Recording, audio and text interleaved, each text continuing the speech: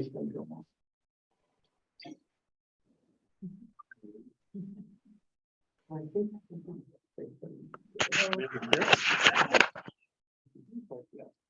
afternoon and welcome everybody. This is one of our last meetings before we do more reviewing and more talking about this, but welcome everybody. Do we want to do introductions? Yeah, Madam Chair, and I would say just that this is actually the last meeting of this advisory committee that we're going to do in person. We will do some electronic communications and such like that. And yeah, I think we do have a couple of the members from the Minnesota Department of Health on. So I think it would be good to go around and do introductions. As long as I'm talking, I can go ahead and start. My name is Tim Nelson, Land Services Director for Cook County. Joseph Ruth, I'm Vacation Rental Administrator. John Sloat, Gunfront Lake, Public. John Frederickson, Gunflint Lodge and Outfitters. Charlie Laboda, Planning Commission. Jenny Sterling, Cook County Commissioner. Claire Nalesny, Cascade Vacation Rentals. Stevie Plummer, Vacation Rental Management. Scott Melhoff, Best Western Plus Superior Inn. James Yorkie, County Administrator. And then if you wanted to hit the folks up on the, Okay, maybe can you see him better than I can? okay, Jason, Salome, if we start with you. Hello, I'm Jason Salome. I'm the Public Health Sanitarian Supervisor out of the Duluth District Office with MDH. And then Hillary's next. Hi, I'm Hillary Freeman and I'm a resident with a barking dog. Blake, next. Was that me? I can't hear you. Sorry. I'm Emily Hausner with Odyssey Resorts. Okay, Emily, that's good. Blake, yeah, we didn't hear you. You were muted. We couldn't hear you, Blake. No, You're still muted.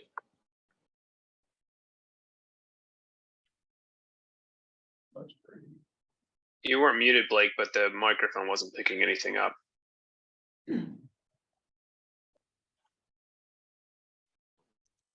Now you're muted. It's showing you as muted. Nope. yeah, you're unmuted, but we still cannot hear you. Blake, do you have a headset? That might work. We don't, we're not Zoom friendly, so it's hard for us to get on these. They switched us over to Teams a while ago, and so we've had issues with Zoom when we try to get on. So we'll see if he can fix it. Okay, while we're waiting, we already heard from Hillary, so we have Brady Powers. Yeah, Brady Powers, Cook County Auditor. Okay, and then Plowman. Hello, my name is Plowman. I am a vacation rental owner and I'm participating as a member of the public. Thank you. Okay, so. Yeah, Jason. You've talked That's a few okay. minutes, but you haven't introduced yourself. Jason Hale, Executive Director of the Cook County HRA. Okay, now Blake, can you give it a try?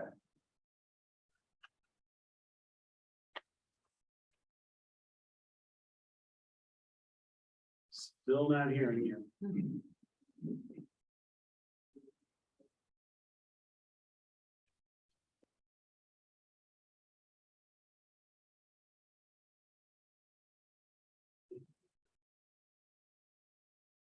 No, nothing's coming through. Again, your microphone is not muted, but we cannot hear anything you're saying.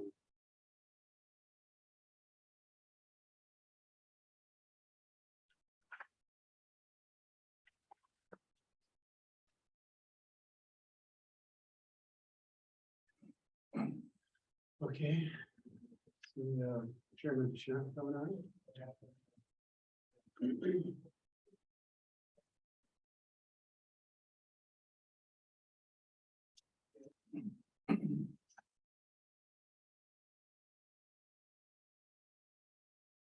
All right, Bobby, we're going through the introductions of people that are online. Did you want to jump online and introduce yourself? Yeah, I'm Bobby Dish, I'm the Grand Forks Tribal Chair. Okay, thank you. So that's everyone except for Blake, if we. I don't know. He's how gonna we- hop on. He's gonna hop on his personal computer and try the link and see if that works. He's having trouble with his work computer. Okay, All right, so in the meantime, we do have alternates that have joined us. If you want to introduce yourself. Sure, I'm Bruce Martin. Name the other. Thank you. While we wait for Blake, then when have a chance to review the minutes, I will look for adopted, we're going to adopt an agenda unless there's something else that somebody wants to add. And then review the minutes, and then we'll have a motion to do that. Madam Chair, I think I will throw one on, just a really quick item, an update on a lodging tax system. Okay, we could do that after 7, item number 7. Sure. Move to approve the agenda as adopted. Okay. Second. Second, thank you. All in favor? Aye. Opposed, same sign. Okay, next item is public comments. Anybody have public comments? Yeah. I do have one, has to do with the Airbnb discussion that you had before, and I had a different take than, other people, which was spoken at that time. But, back to 2019, we went on Airbnb. It was confrontational, trying to collect it from the customers, because they all, there's 4 at the beginning. They paid in full, when they, checked in. And 2 gave me the credit card, but the other 2 said that, no, we paid in full, but I'll look into it, whatever, but they didn't pay anything. One actually wrote something negative, owner tried to collect the taxes I've already, paid for. From that point forward, I paid, the 4%. The rationale was commission 3%, paying another 4, Expedia, booking.com, and charges 15%. But I'd be surprised if everyone else, doing that larger property, they have no doubt, like, Steve Surfot, Cascade, vacation rentals, he's doing it. But, it's an effort, contacting the guest, asking for the credit card. Airbnb will not, provide, the credit card. And I noticed last year, I paid $3,200 out of pocket to cover that 4%. I called Airbnb a year ago because my family stayed in Airbnb in Hannibal, Missouri. They have a local tax there. Airbnb told me, oh, it's too much work, we're not required to do it. I did find this on Airbnb website where it says that in areas that Airbnb has made agreements with governments or is required by law to collect and remit local taxes on behalf of hosts, Airbnb calculates these taxes from the guests, and remits them. And I noticed, going online, there's small dinky towns that, Airbnb collecting the local taxes, these border towns in North Dakota, like Fargo, whatever. What I would recommend is that this committee, I'm not pointing fingers, whatever, at anyone. I didn't know they could do this too. I would recommend that this group makes a request to the county board that they pass an ordinance that say, making a law that, platform, there's only one problem, that's Airbnb, not the rest that they deal with, that they, collect and remit the local taxes. And then after that, Molly Hickens, oh, there you are, right there. Molly Hickens, makes the call, and he has the leverage, with the law, try to make an agreement that they collect the property tax. So, Okay, thank you. And that's an experience you have as a small resort owner. Well, Molly doesn't really know what, anyway. there's I a didn't sheet put the of paper- beginning of it, but. Yeah, okay. So you have a sheet of paper that you can review, depending upon what we do as a group of people here. Okay, any other public comments? All right, we'll move on then to the Department of Health discussion. Tim? Okay, thank you, Madam Chair. I saw Blake trying to sign in again. Are you on, Blake? Yeah, can you guys hear me now? Perfect. Yeah. All right, I apologize for that. We use Teams mostly for our internal meetings. And so the only meetings I've been able to be successful with are Zoom ones when I'm not doing work stuff. So I apologize for that. No worries at all, Blake, and I'll go ahead and tee it up. So from the beginning, our discussions have been, of course, reviewing our ordinance, Minnesota Department of Health issues their licenses. And they were aware of our whole ordinance process and adoption process during the last go around back in 2019 when we got that completed. They've been aware during this time as well, and the changes we've kind of worked back and forth pretty successfully with Minnesota Department of Health in terms of sharing license information and such like that.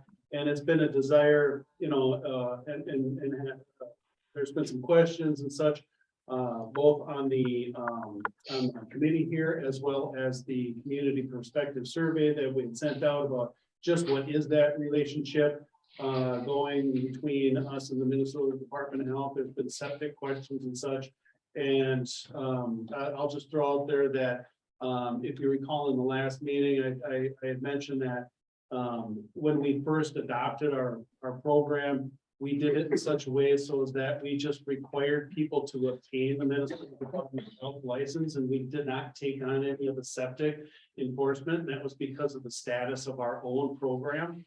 And now that we are up to date in our program, and as a matter of fact, are able to extend our grant program for another year for the whole One Watershed, One Plan program for the North Superior, Lake Superior North watershed, it will also actually help us in looking at septic systems. We are going to take on the enforcement evaluation of septic systems of vacation rentals going forward in the new program that the amended program that we have in place. So we will be looking at making sure that every operation has a current certificate of compliance.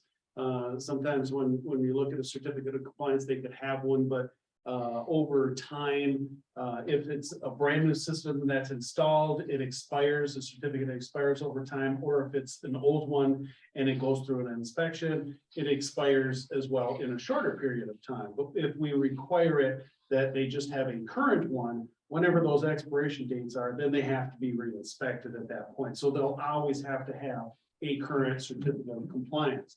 And in my discussions with Blake and Jason leading up to this meeting, they assured that they are still happy to work with us as partners, you know, and especially in the septic field, whereas if we have any issues working with a property owner or operation that is not becoming compliant in septic systems, they still do have, you know, their capabilities and powers and are happy to step in and assist with enforcement where they can as well. So we expect to be able to move forward in a team effort, working both us and the Minnesota Department of Health with vacation rentals. I had, if you recall, had sent out a survey to the members for any questions or concerns or whatever that you had specifically for the Minnesota Department of Health. I forwarded that on to Jason and to Blake.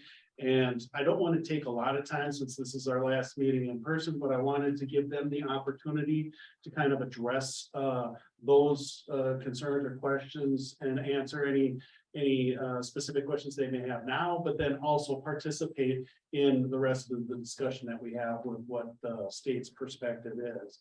So with that being said, oh, and actually, Blake and Jason, so that you know, the other members, we did have two members, other new members, or not new members, but two members step in while we were going through the speaking, and if you want to introduce yourself, we'll start with you, Al.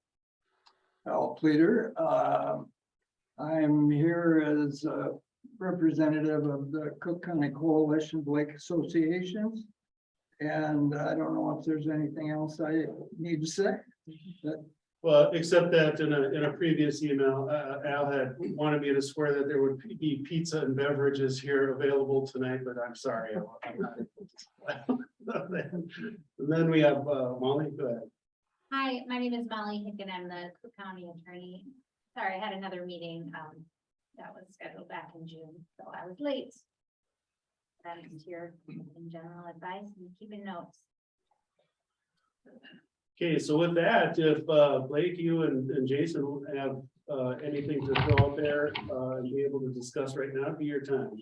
Okay, yeah, and so I'll introduce myself just in case the majority of you couldn't read my lips earlier.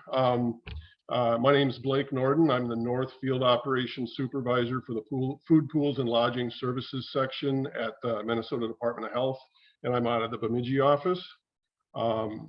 And so Tim had sent those pictures, or the list of questions that you guys had come up with it from previous meetings and stuff like that, and there was quite a few of them had to deal with septic systems and stuff like that, and what we require and everything. And I guess one of the things that we require when somebody approaches us and wants to get a license is they need to have some sort of approval from the septic authority in that area, that whether that basically says that septic system is in compliance with Minnesota rules and stuff like that, and with county requirements.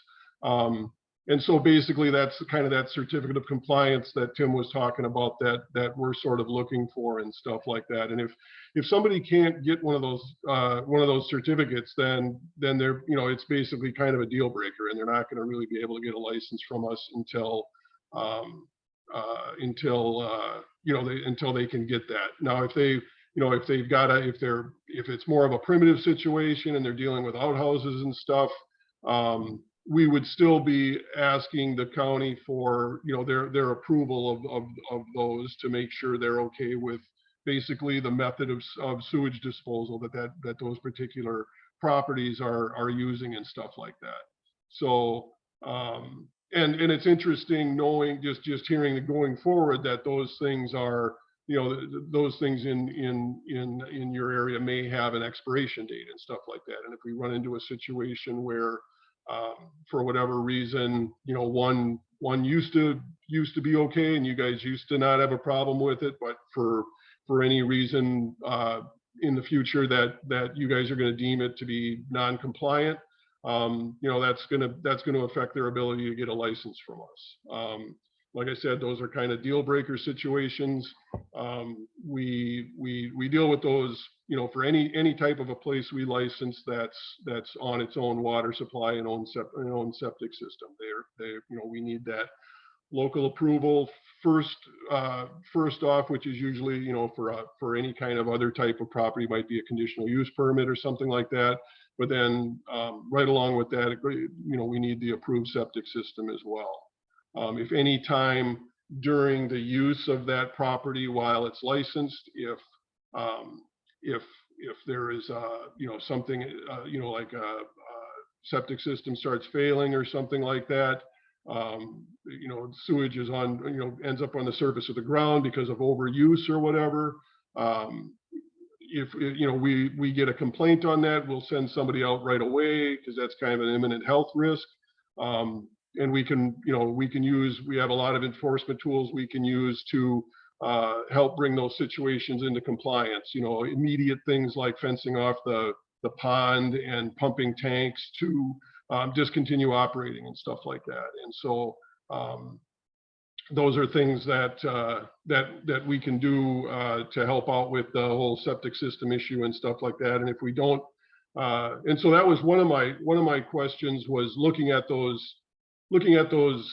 questions that had been sent to me. I was kind of wondering if there were a lot of complaints that were coming in, but they just weren't finding the right place where they the right place to go. And I had some discussions with Tim about that since then, and it doesn't sound like that's necessarily the problem.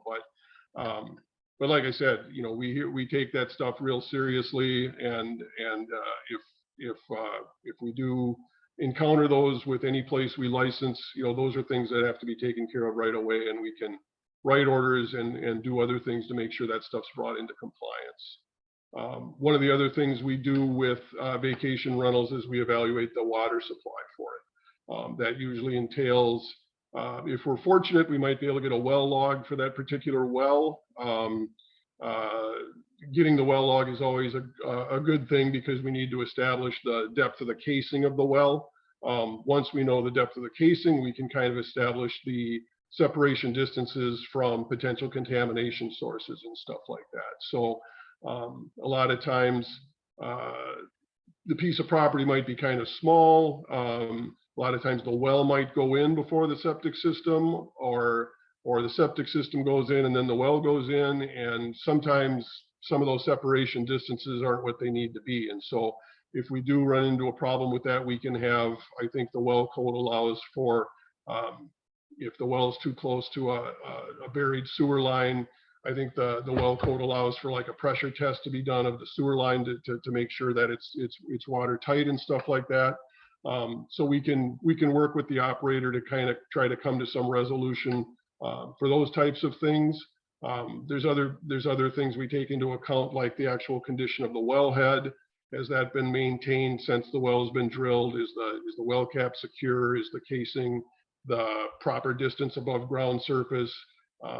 You know, sometimes they'll build over the top of the well, or they'll enclose the well inside the building, or they'll bury the well so it's not in the way and stuff like that. And those are some issues that, especially the building over the top or enclosing it, those are things that are kind of big issues, oftentimes deal breakers with homeowners trying to get a license for a vacation rental.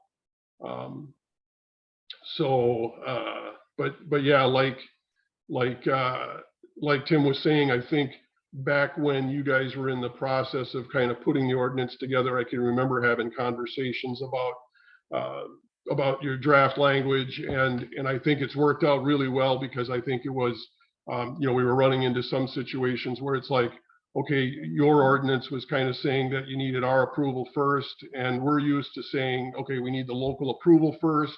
And so recognizing the potential for that to be, you know, to kind of get in the way, we just really emphasized communication and working together to make sure that we don't get into this chicken and the egg scenario where, you know, we run into some kind of gridlock because we're waiting for the other entity to do something. I think we've avoided that pretty well, and I think the communication overall has been really good, and I think it's been a great partnership.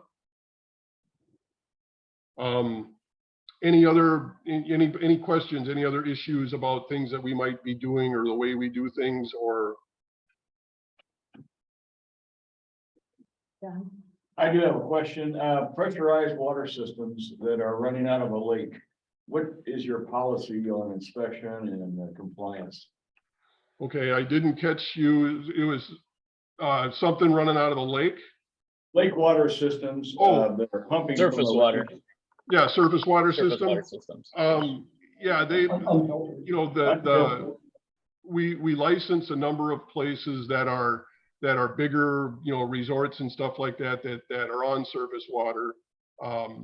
But they'll usually have some sort of a surface water treatment system that requires daily monitoring and stuff like that. And I know there's been some technological advances that allow for some remote monitoring of the integrity of the filter and all of that stuff. And but I'm not aware of any that have been. I know we've run into some that have explored getting a license, and maybe Jason can speak to this a little bit too. But I'm not aware of any that we've licensed outright, because once they hear about the price tag on those types of treatment systems, they usually sort of you know, try to go the other way.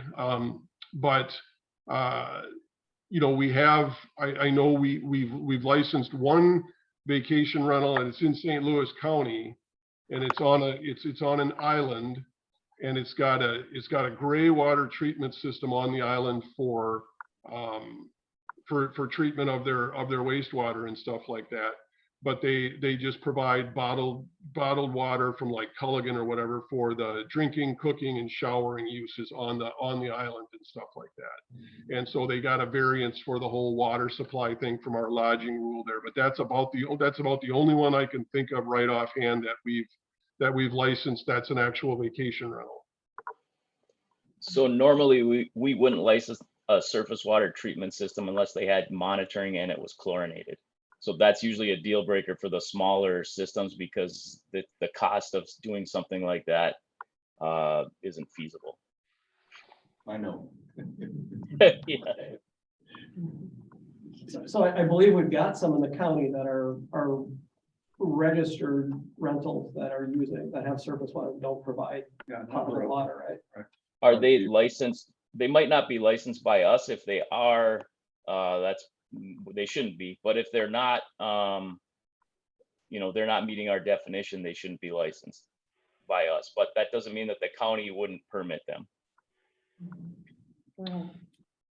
I should say too that we have some licensing definitions that we use for all of our for the lodging facilities that we license, and we license hotel, motels, resorts, and then what are called lodging establishments. Lodging establishments are generally longer term rentals where somebody's renting a room or a bed or something, almost like a boarding house type situation or something. Vacation rentals, even though it's a house, they fit our definition of a hotel motel because it's renting out something by the night.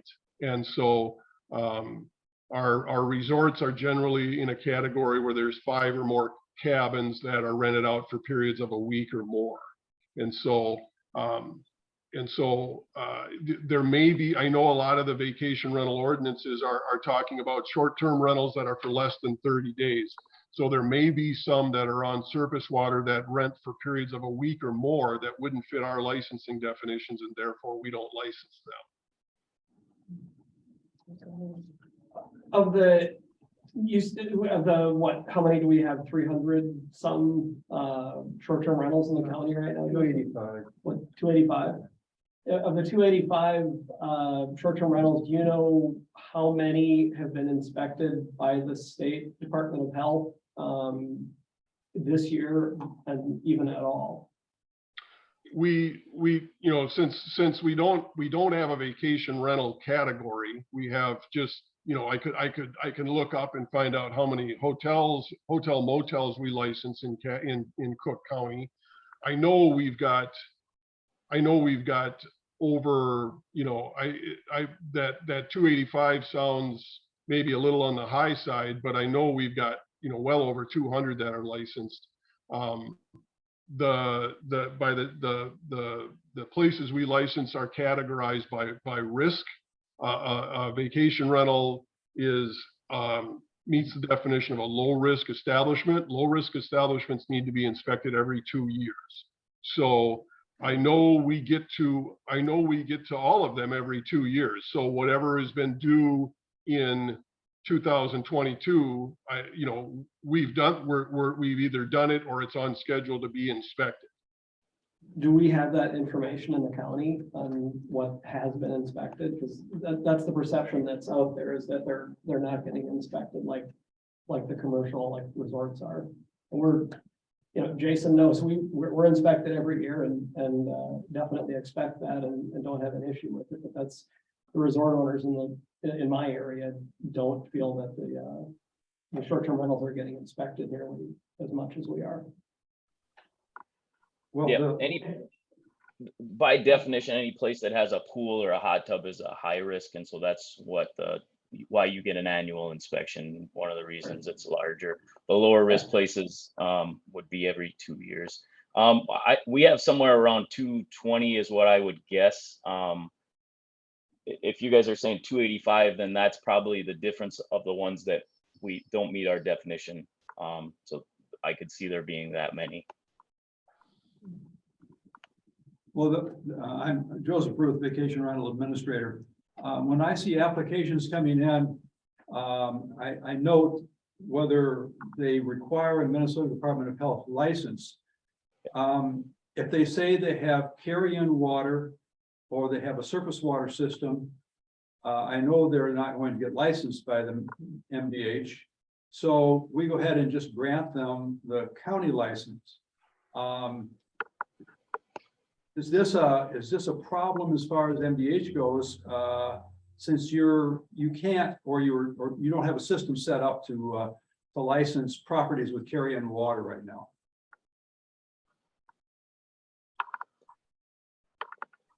I guess if you were to get an application for a place that, and I'm not sure exactly,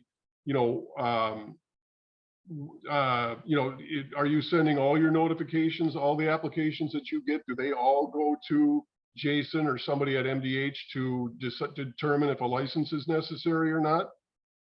We leave that up to the applicant. We tell them that they are required to contact you and discuss their water system, their septic system with you.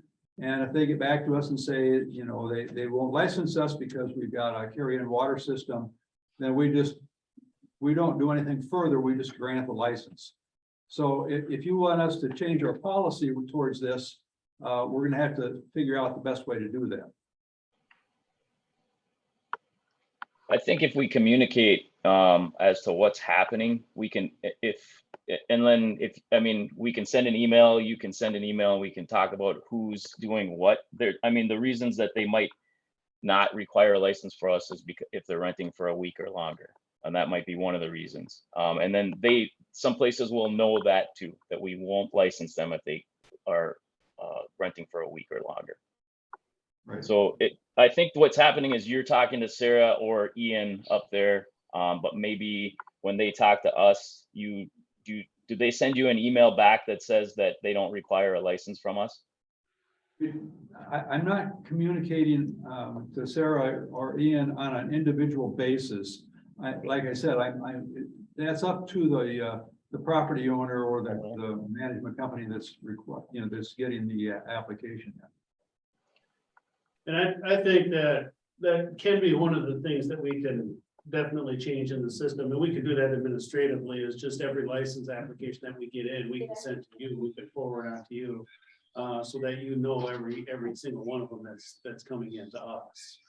Yeah, and we could respond to you as to what the situation is going to be, whether they're going to require a license from us or not, and the reason why they wouldn't need a license from us too. That's something that we do currently with St. Louis County, just in a different kind of an order. He just wants to take a nap time.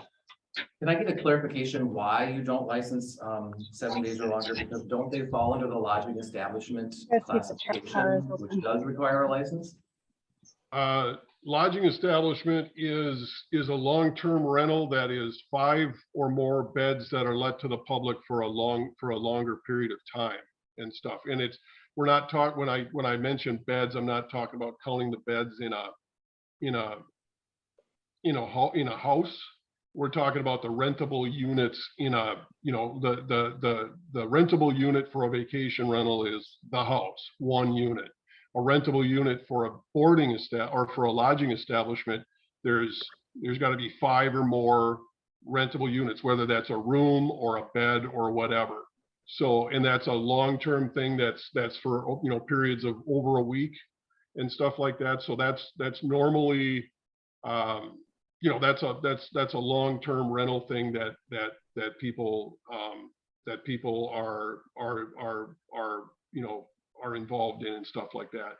The closest thing to a resort definition is closer to a vacation rental, but a resort, like I said, is 5 or more cabins. So the hotel thing is just nightly accommodations, and there's no number involved. It's just nightly accommodations for periods of less than a week.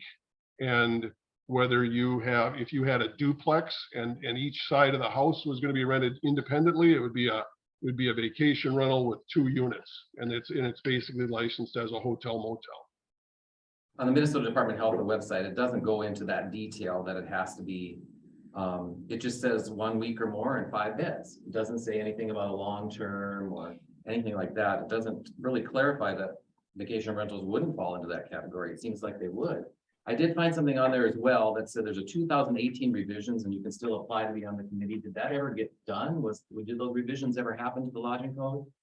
That kind of got bogged down when during COVID and stuff like that, that there is a draft rule that's revising the lodging rule that has been sent out to the advisory committee that was involved in that revision. And so that's getting back on track, and it's gonna, I think that draft has been sent to them, and I think they have up, I think the time period that they have to comment on it goes up to kind of close to Thanksgiving. I think it was like a 90-day period or something like that. So that is in the middle of something. Now, again, the boarding establishment is talking about 5 beds. That's talking about if you were going to make a vacation rental available. So if there were 5 beds in that vacation rental and 5 different individuals from not the same family, but just different individuals off the street could come in and rent those beds and they could be there for a week or longer, then that would be a lodging, that could be a lodging establishment. This is talking about the rentable units that you rent when you get the, when you get your license. And so that's one of the reasons, I mean, and that's a statutory definition, so that's not going to be changed in the lodging rule or anything like that. But that's the difference between a lodging establishment and a vacation rental or a hotel motel type thing. There's no difference between a hotel motel renting 1 day or 7 days or a vacation rental renting 1 day or 7 days. It's the same facility. There's Right. not a difference. I would appreciate you looking into that on the code if you're redoing it now. Maybe this is the time to change that. They agree. Like I said, those definitions of those things are in statute, and that's the part of the rule, the rules being revised, and that's the stuff that we actually inspect for when we're there. We're looking that talks about the condition of the room and the temperature of the water and the plumbing and the well and the septic system, the stuff we're inspecting when we're there. The actual the statutory definitions, the lodging establishment, the hotel motel, that stuff's not being changed right now. But yes, you said that there is no difference between a hotel motel renting for a period of a night or a week or whatever, and a vacation rental renting for a night and a week. It's just that's kind of why those things are in that. That's why we call those things, that we license them as hotel motels. Okay. I would have a comment, and I don't know if I misinterpreted this, but when somebody applies for a permit to have the VRBO and they go through the certificate of compliance, they need to contact the MDH. Do you think that that's why we're having people who don't have a permit and a certificate? Because the ones who really want to have this as a business are going to do it if it's up to them. So do you think this is something that we need to change? Well, the certificate of compliance would only be required if they are otherwise capable of being licensed by MDH. In other words, we have a lot of rustic cabins that have carry-in water, for instance, and they're not going to qualify for a license anyhow, so they probably don't go to that next step of certificate of compliance. That's one of the things that we're talking about changing for next year, where land services would require a current certificate of compliance for properties, even rustic properties that don't otherwise qualify for an MDH license. I'm just wondering if, for your sake, if people could still do like what she's mentioning, to go about calling the health department, or if you all implement that for the rustic cabins next year before they apply, to say like, I've already done my one step, I'm here to actually apply for, so that it doesn't bounce back on you. Well, we have to figure out administratively how we're going to handle the certificate of compliance on our end. Mm-hmm. That's, I mean, we have records on all the systems that have gone in. So one of the ways to do that would just to see, well, is a system less than 10 years old would be compliant, or has an inspection been done in the last 6 years that was compliant? And then that would qualify. Otherwise, we may have to require them to obtain a septic inspection. And it's exactly like Joseph said, that in the Minnesota Department of Health, if somebody calls the Department of Health right now, the Department of Health then comes to us as the local unit of government to determine whether they have a certificate of compliance or not. Sometimes a certificate of compliance will be issued and it may be 12 years old, but it's still a certificate of compliance. To our sake now that would have been expired and would require an updated inspection. And so that's why taking it on from the county standpoint, now, especially in the fact that we are caught up in our other septic programs, it actually makes it easier for everybody. And as Joseph said, we do have all those records in terms of all the certificates of compliance that are issued and those that are not, and then they would have to be inspected. Okay. Just a couple follow-ups from kind of what you're saying. On the 5 days of rental, is that self-reported? Is that, you know, I'm gonna start a short-term rental and I'm gonna tell Minnesota Department of Health I'm gonna do it for 5 days or more, so hands off and there's no follow-up there. It's just honor system kind of thing? Well, yeah, I guess, and it's 7 days or more, but yeah, whatever. Yeah, it's basically, you know, they're gonna, it's like with any place we license, you know, and we license, we license a lot of things that are maybe easier to determine how they're operating. But we also license a lot of temporary food service type places that move around. They got the capacity to change menus and change equipment out and stuff like that, with or without us knowing. And also they have a length of time that they can operate for and stuff like that. So it's one of those things where, yeah, that would be part of the thing where they let us know how they're going to operate. And if we find out after the fact that they are not operating that way and that they are, you know, going by the week or something, you know, we've got ways of dealing with that as well and stuff. And you know, they're depending on the scenario and what they do and how we find out about it, there, you know, may or may not be consequences there. Just on that, Tim or Joseph, would that be something that host compliance could help us keep track of? Because I not to say that people will be dishonest, but people might be dishonest about that to avoid having to get licensed by the state, Minnesota Department of Health, and rent for 3 days, 2 days, rent for a weekend, which is what the demand is, you know, and get away with not having to have that. Well, my understanding, and I'll ask Blake or Jason to comment on this. My understanding is that if they rent once in a 7-day period, even if it's for 2 or 3 days, and they're only doing that once a week, that would still meet the 7-day requirement. Is that correct? I guess Jason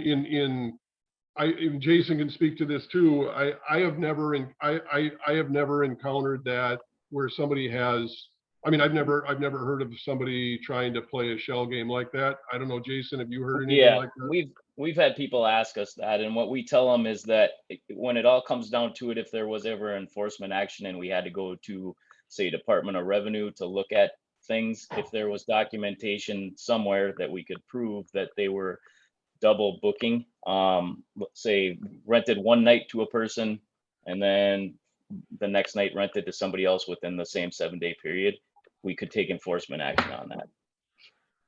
And we don't check this routinely, but I've had a couple instances where we've had complaints come in that a property said they were only renting once a week, but their website didn't represent that. They said they would rent for a minimum of 3 nights, as much as they wanted to. So in those cases, we've had to contact them and say that they didn't meet the MDH requirements. And to come full circle to answer your question, John, in terms of whether host compliance can help us with this stuff, host compliance is a tool. And we do and have continued discussions with them. In fact, we'll be talking a little later about the lodging tax portion of that. But we do have continued discussions in terms of what data points and data sets that we can get. One of the difficulties that we had that even Plowman made a comment on is that there's a lot of times where a vacation rental will block off times that they're not renting, but they are doing maintenance or they're having personal friends or whatever the case may be, but they're not renting, but they're still blocking that time off. So it is kind of difficult to be able to do it. It's kind of like what Jason had said. We look for kind of that variety of data points. If we're going to go for some sort of enforcement thing, we would have to look at a variety of different data sets. And the other thing, I just wanted to, while we got Jason on here, just wanted to double check and see what Department of Health's position is on short-term rentals that have surface water straight to the tap without going through treatment. I mean, is that something that concerns you?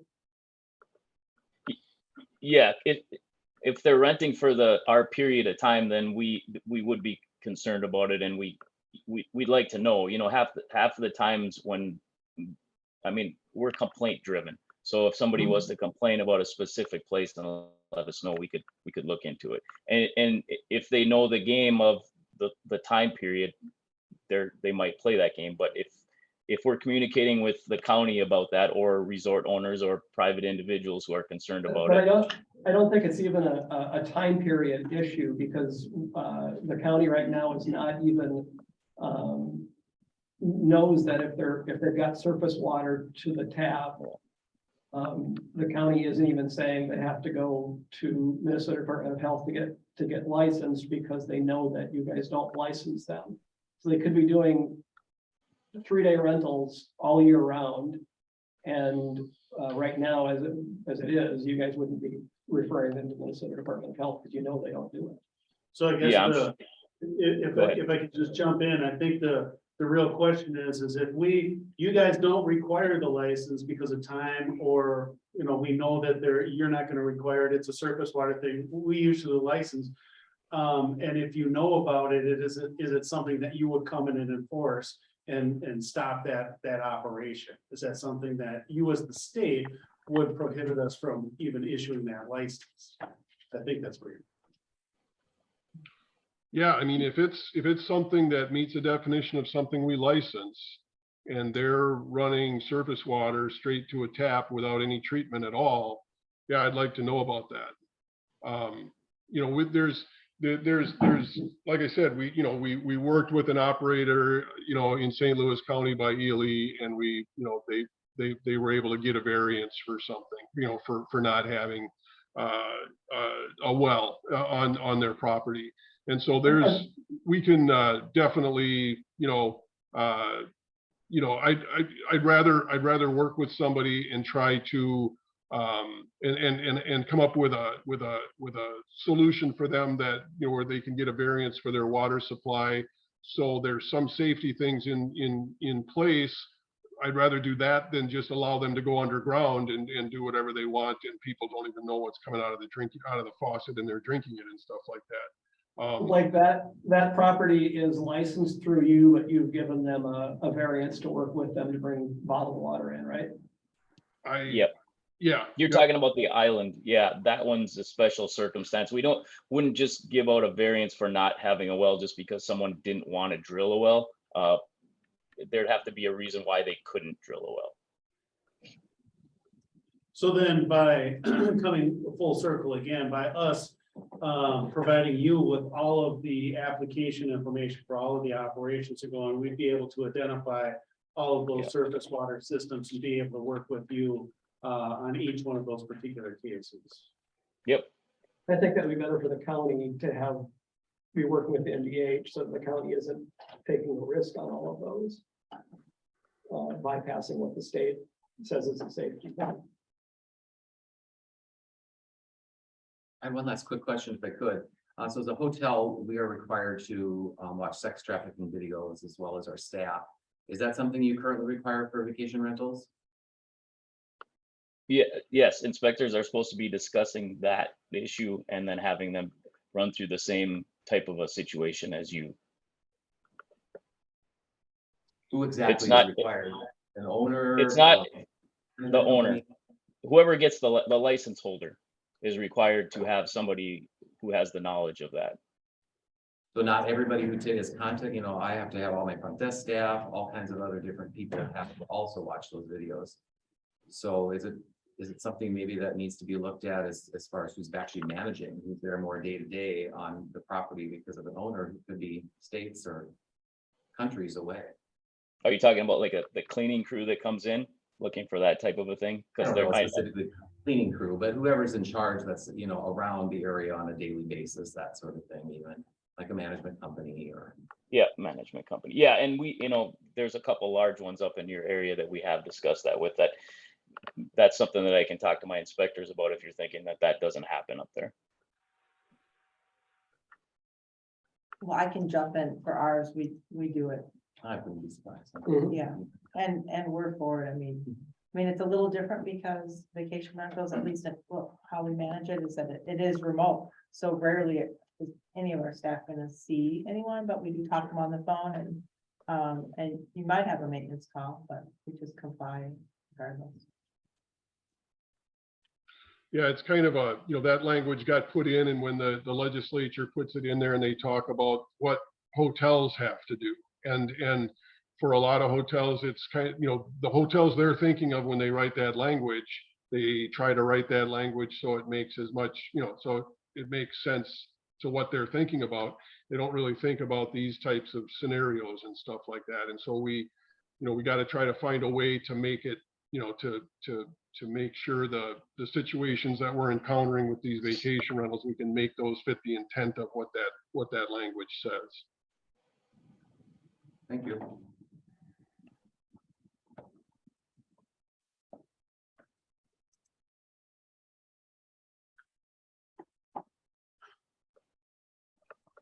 I have a question, maybe, do we know, or could you tell us what kind of licensing fees there are for various operator owners? Are you specifically talking about vacation rentals?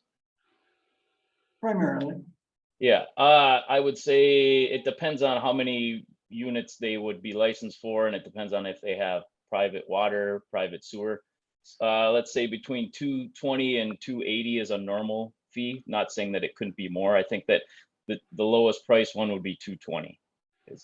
And that's off the top of my head. I can get an exact number if I look up an application. If you'd like that, I can get that for you. But if I'm just going off the top of my head, 220. That should be fine for my purpose. How often is that reviewed? I'm curious. The cost for a license. And it's an annual license. Yeah, but how often would it be adjusted up or down? By an inspection, we would be able to determine if it needed to be. So if they're due every 2 years. And the any kind of fee increase or something like that, or changes to fee, that's in statute, and that doesn't get adjusted very often. Okay, thank you.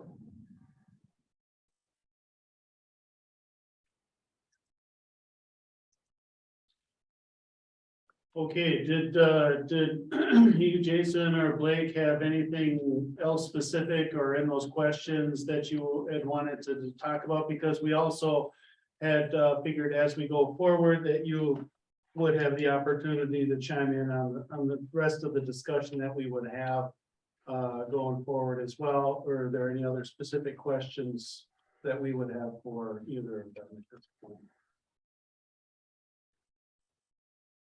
Yeah, I'd just like to say that, I'd like to really thank, the county for their efforts with this, because they are, vacation rentals can be kind of slippery and elusive a little bit. And I know, I think it was back in 2010 or 2011, we had an intern that they scoured the internet to, all the different websites to come up with a spreadsheet of all the different vacation rentals that are out there across Minnesota and stuff. And we sent some information out to them, informing them about, the need for a license and stuff. And you know, some of them went ahead and got licensed. A lot of them just changed how they were advertising online and stuff. And all of a sudden you couldn't tell if they were offering up nightly rentals anymore and stuff like that. And some of them just came off the internet altogether and stuff. And so it was really, you know,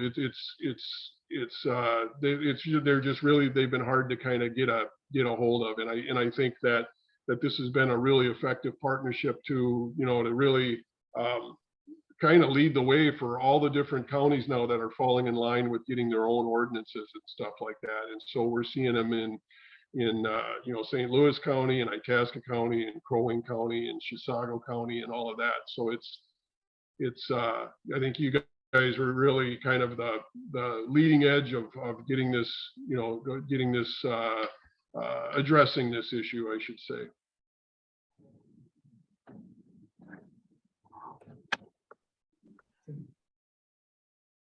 Okay, thank you, Madam Chair. Should we continue on that? Okay. So looking past that, that was number 4. Number 5 is existing ordinance provision discussion wrap up. And what I want to say right off the bat is, though we kind of announced this is the last of our physical meetings of the advisory committee, this is not the end. We will be communicating electronically. And I will also say, this is certainly not the end of the overall discussion of vacation rental anyway. We had already plugged in our discussions earlier, those kind of triggers of the 10% above the 358, and then also January of 2024. So in just a year and a few months, we're going to be coming back to discuss this anyway. And I will say that even on top of that, with all of the information that we received, both with the community perspective survey that had gone out and the discussions that we've had internally and with the state of Minnesota Department of Health and the other jurisdictions, even with the city of Grand Marais and Grand Portage reservation, we're going to be continuing the discussion internally to be prepared because it seems like, you know, we condense a lot of information in a short amount of time. And it you know, I know there's frustrations out there that we would like to see even, you know, more discussion happen and stuff like that. But with the timeline that we're forced into by the virtue of our ordinance sunsetting at the end of the year, we have to stick to the timeline that we have. So we're kind of at this timeline, but suffice it to say that this is not the end of the set of discussions that we're going to have. And also what I'd like to do is, so on number 5, it says existing ordinance provisions discussion wrap up grid of provisions. If you recall, I had the Excel spreadsheet with all those, each of the provisions, the existing ordinance provisions, a suggestion to come in with to add a third column and discuss, go through them and have a case of rationale for each of those provisions and why we would either keep it or turn it over, whatever. As I was working on that in particular, I noted though that we are making and have made a lot of determinations that are outside of the existing decisions that we have or existing provisions with the ordinance. So that's why I kind of changed gears a little bit and prepared that other document that I had sent out that listed all of the different determinations that included those ordinance provisions that we would intend to keep and those that, you know, kind of by consensus, I got the sense from everybody that we would change and what we would change them to and such like that. And that was what I had sent out. So I don't actually have that grid of provisions. So at this time, Madam Chair, I'd like to kind of shift the discussion a little bit to that next item, and then we'll come back to this and go through that write-up that I had sent out to everybody about the determinations. And I wanted to get a discussion going on all other. So we've really focused on caps and triggers. We focused on septic. We focused on, you know, all this and that.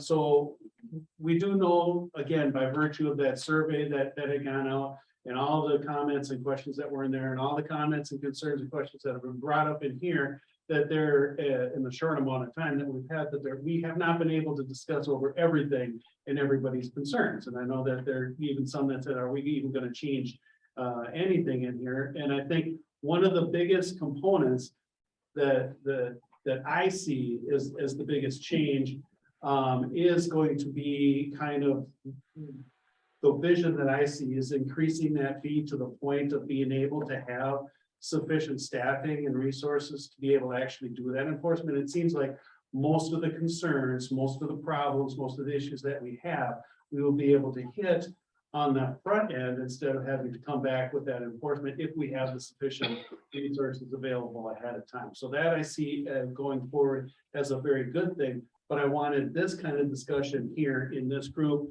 to look at those things that we haven't really touched on yet. And if anybody has those concerns that they want to bring forward or something else that they want to add in as, hey, maybe we should do this, or maybe we should do that.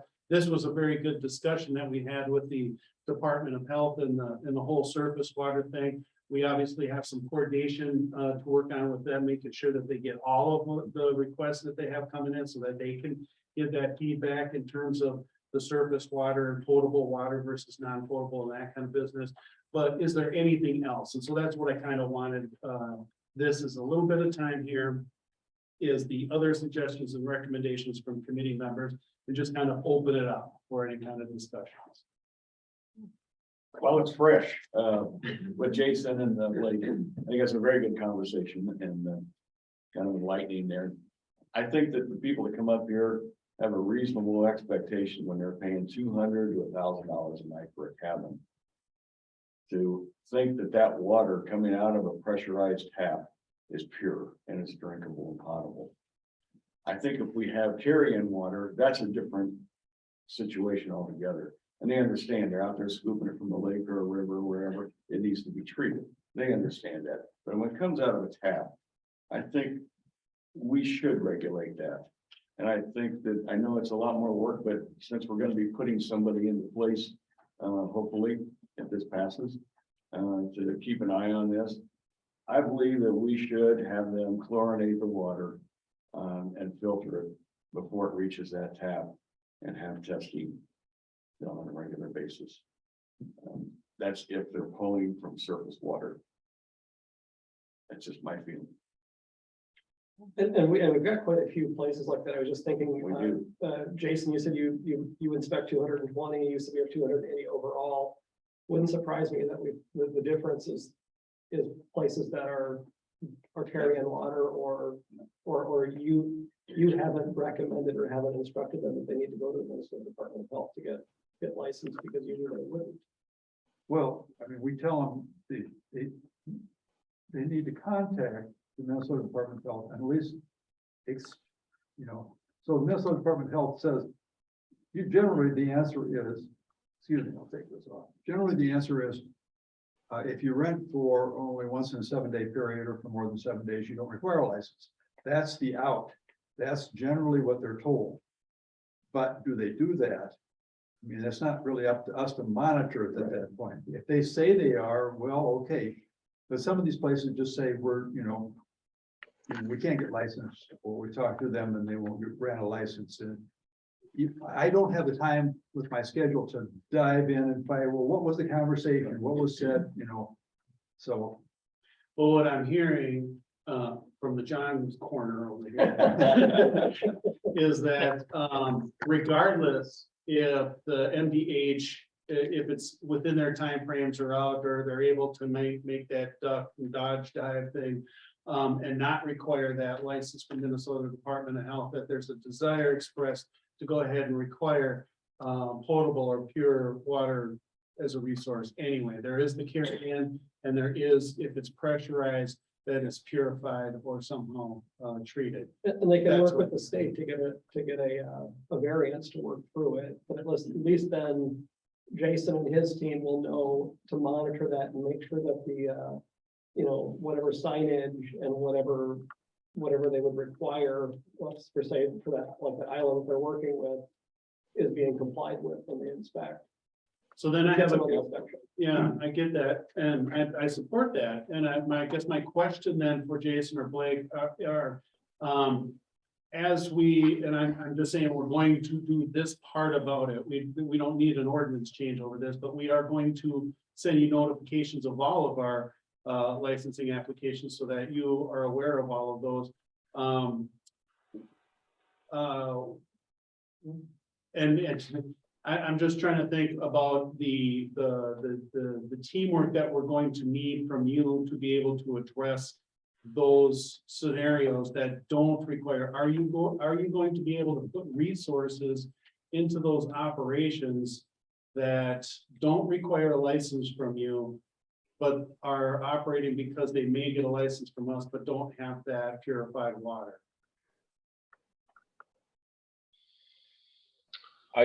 So you're asking if we're able to inspect a place that we're not licensing? Kind of that, not necessarily inspect, but if we know, maybe inspect, that if we know that they don't have purified, pressurized water, it's lake surface water, to what extent, what resources do you have to be able to commit, to help us in that extent? That might be. What do you think, Blake? Well, I guess, yeah, that's a good question. I mean, normally we don't, if, you know, we basically, our authority is all based on our license and stuff like that. And if we've got something that doesn't need a license from us, there isn't, it kind of, we don't have as much leverage to be able to do much without that license. We do have a drinking water protection section. Maybe, we've worked with them closely. There's actually an engineer in the Duluth office that deals with surface water treatment systems, and that person inspects those treatment systems at all of the licensed places that are considered public water supplies that are bigger, like a resort or something like that. And so that's something we can bring up in discussion with them to see if there's something that they can something they can provide as far as some sort of a notification or recommendation, guidance on things that they could and should be doing. I mean, it's something we can look into, that's for sure. And that was gonna be my question too, is just, if there's a water testing requirement for those kinds of places, surely the county would have the ability to do that testing. It would have to be done by the state. But I would wonder also what role, if any, would we have in that in terms of ensuring that those sites are complying with whatever requirement the county might impose. And that's exactly why I was asking, is we don't have the capacity, we do not manage water, well water, anything. And so we can though make it a requirement in the ordinance. If we want to add that as a requirement in the ordinance, what then is that avenue for that person to be able to do that? Is it the Minnesota Department of Health then, or what, or is it up to them to get a private lab or whatever to ensure that their water is? When you buy a permit, MDH permit, you're basically paying for that lab to test your water monthly. But if you don't require a license, if MDH isn't going to require the license because of the timing or whatever, we're looking to fill a loophole here. I mean, drinking water safety is pretty important. Yeah. And the county and the state agrees to that. The thing is, we're licensing, the county is licensing properties to be short-term rentals that have absolutely zero oversight on their drinking water that comes out of the tap. The handshake agreement is that they communicate with their guests that you can't drink that water out of the tap. People coming from the Twin Cities that have never lived in a place that the water is not potable that comes out of the tap will not understand that very readily. So it's my concern is that the county is at some risk that if somebody drinks water that's coming out of the lake, untreated, unfiltered, and something happens, the county is at risk. And it gives tourism in Cook County a bad look. Yeah, and I'm not disputing. And so we're just trying to figure out what can we do to make sure that guests, people who come up to our county to vacation can be assured that they're not being misled on what kind of water is coming out of the tap. Sure. And I agree with that. I mean, I think that is important. It's just a question of, if we are gonna go down that path, And- where the and- resources coming from to Sure. make that happen. And, Joseph probably has a better read on this than anybody, is how many properties don't provide potable water and are kind of exempted from the Minnesota Department of Health licensing because of that. We don't know. I mean, I do water testing for our office. And I've tested lake water systems generally have total coliform bacteria in them. And what ends up happening is that people in a couple of cases have put in UV light disinfection systems. And we've tested the water after that and found there was no bacteria in it. However, my background is being an analytical chemist, if you don't test for it, it doesn't mean it's not there. So so the analytes they're not testing for, we cannot say the water is safe to drink. And that would include giardia, cryptosporidium, and other things that could be in surface water. So I agree, there is definitely a risk. And I don't know if the county should basically say, if MDH is not licensing the property, that we require them under our license to provide potable water for people that are running the cabin. And proper notification of what the risk might be if they're drinking tap water. Well, and that's exactly where my mind goes, is in terms of the logistics of this. If we can easily say, we won't give you a license unless you have potable pure water, whether it's by filter, whether it's by whatever. It's how do they demonstrate that? How are they going to prove that?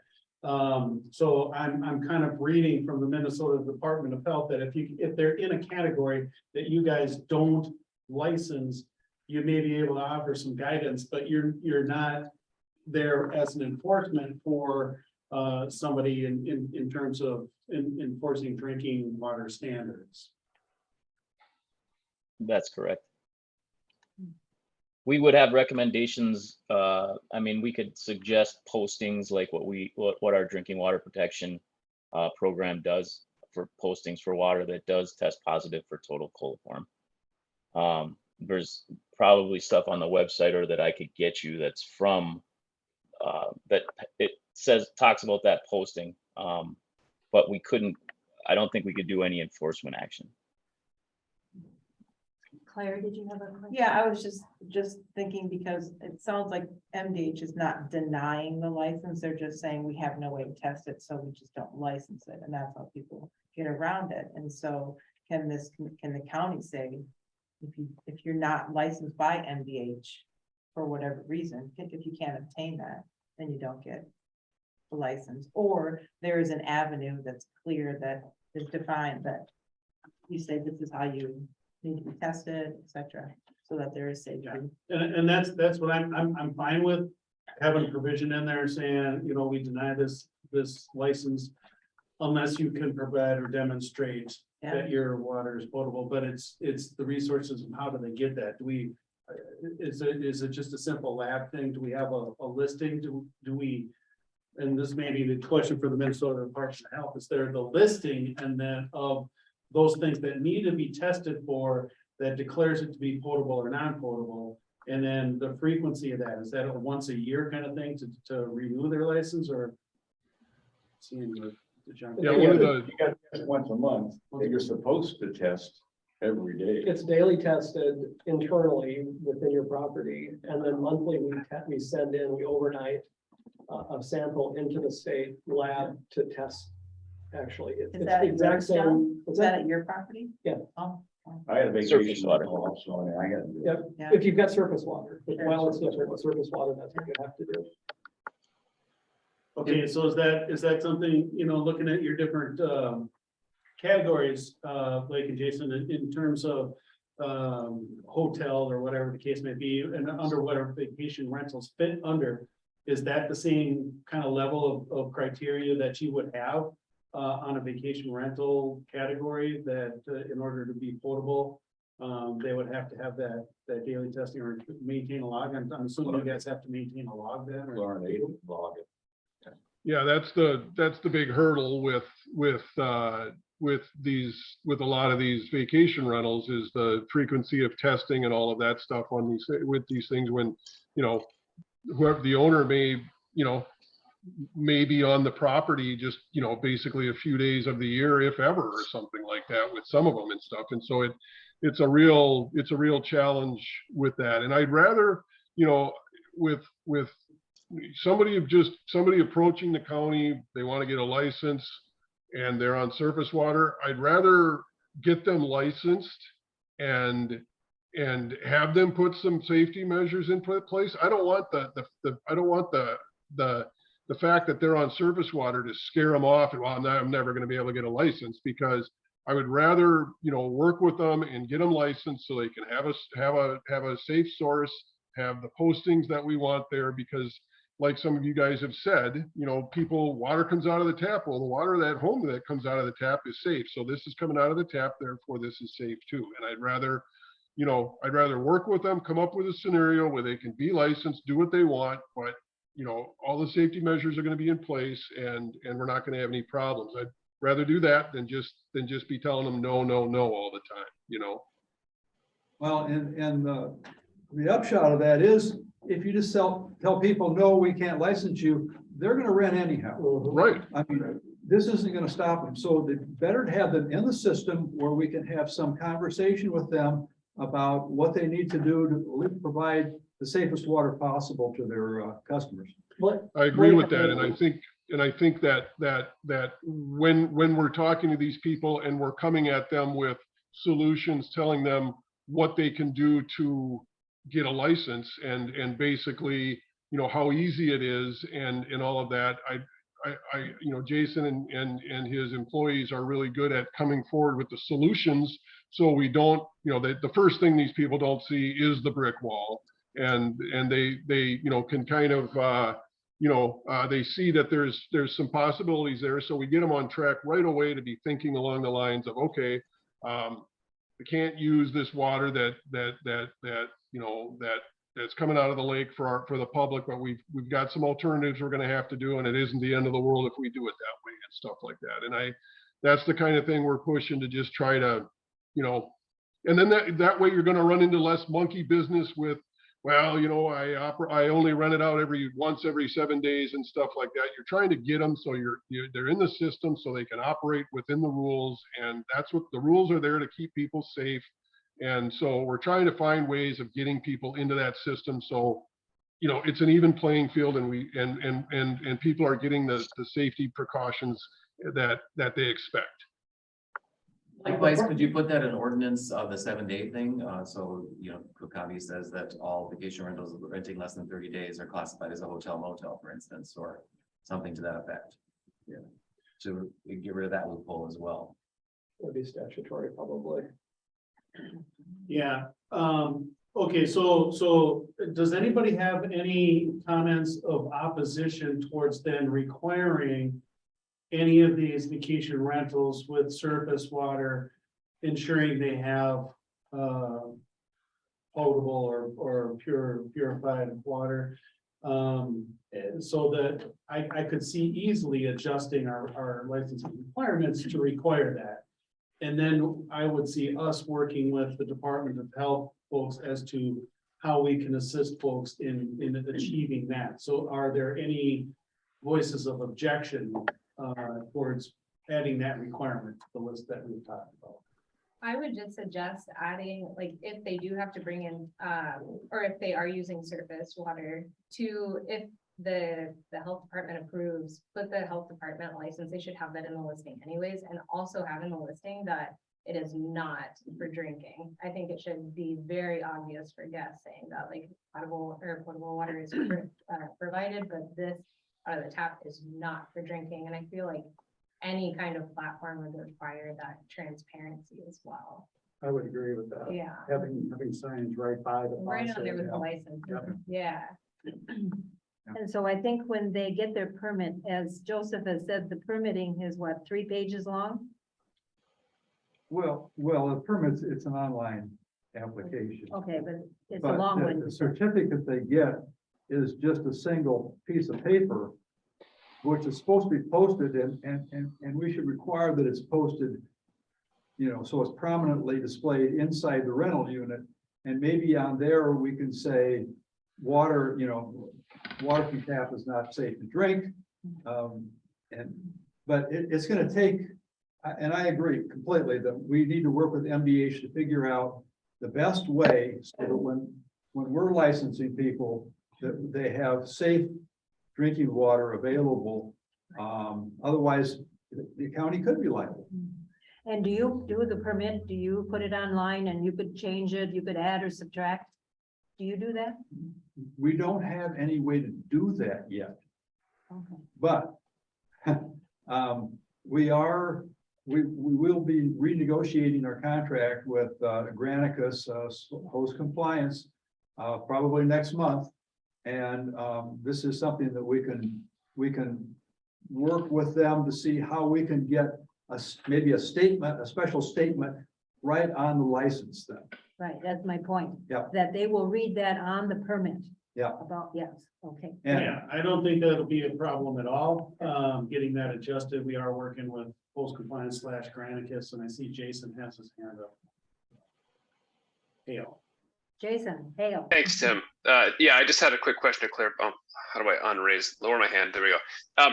Just a quick question to clarify. The recommendation here is that establishments that are vacation rentals that do use surface water are required to provide potable water as well. Because I'm just thinking about those rustic, maybe vacation rentals that don't have any water, where they say, by the way, bring your own, as long as they disclose that. Are you saying that every rental is required to have potable water, or those that use surface water? Well, the way that I understand it, we are talking about those that are supplied pressurized water through surface water. Their water system is through lake water, surface water systems. And that carry-in water is carry-in water. That's a different category. That's considered to be potable because it's carried in water. Is that? Yeah. Yeah, I just want to make sure that we weren't that we were differentiating that there are still places that can get a permit in the county that say carry in your own water. We're just saying those that provide pressurized surface water, there's a disclaimer, and that they provide other potable water. I just want to make sure that I was understanding that was the case. So thank you. I just was gonna make a quick note. We're one of those, Jason, that we provide potable water. We fill it up at Box or Co-op and provide it for people, and it's labeled everywhere, because the last thing we want is obviously people going home with diarrhea. But it's not expensive. I feel like it wouldn't be a turnoff to suggest that to surface water users. It's really not a tough or expensive thing to provide drinking water and have it out there for people. So I think it's very easy. It wouldn't be the end of the world. I agree, Stephen, thank you. The only thing that I thought was if there are rustic places renting in the wintertime, if they provide potable water and it's frozen, it's not very useful. So I just thought that I wanted to differentiate. That's all. So whatever the committee was. It's a challenge, but we keep our jugs in the cabin. In the cabin, we keep it at a base. We have gas, propane heat, so it never freezes. But yeah, it's not the most fun to be slugging around in winter. Okay, I think we've come to an understanding on that particular category. Are there any other issues that people want to throw out there and discuss? I just want to say, I appreciate you guys bringing that up because it is really important. It is. The safety of our guests. Yeah. Well, and that speaks to the whole level playing field too, of making sure resorts, hotels, everybody is on the same sheet there in terms of providing pure. And the reality is Jason's team is good to work with. I mean, they're not, it's all the resorts, don't have any issues working with the Department of Health. Jason used to be our field guy and did a great job with us, worked with us when we, needed to make changes and adjust to make sure that we were doing things safely. It's a good group to work with, and they will work with properties that want to do things the right way. You're not just buttering up for the next inspection. Too late, too late. I think he just had one, so he's good for a year. We just had one. Nate Carp takes care of all the water checking with the MDH up here. I'll tell you, we had some problems now and then with our lodge system. And I could call him and it wasn't like I was turning myself in. He understood and helped fix the problem as quickly as possible. So they're great to work with. Thank you. Okay. Are there any other issues that folks have had or concerns that they want to throw out there on top of all the other things that we've discussed? My hands down.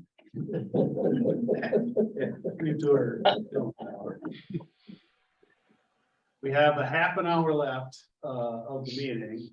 I had sent out, unless anybody brings something up, I had sent out, and I hope everybody got a copy of the minutes and a copy of that document that I had sent out with the list of determinations.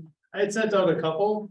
Did you guys get the ones with the red letter response in terms of the basic questions? That was the basic charge from the commissioners that when they established the committee, this is the basic charge to go out and do. Assuming that, again, the presumption was that those questions were going to generate more questions and more questions, and just keep on going. And the further presumption is this is not over with.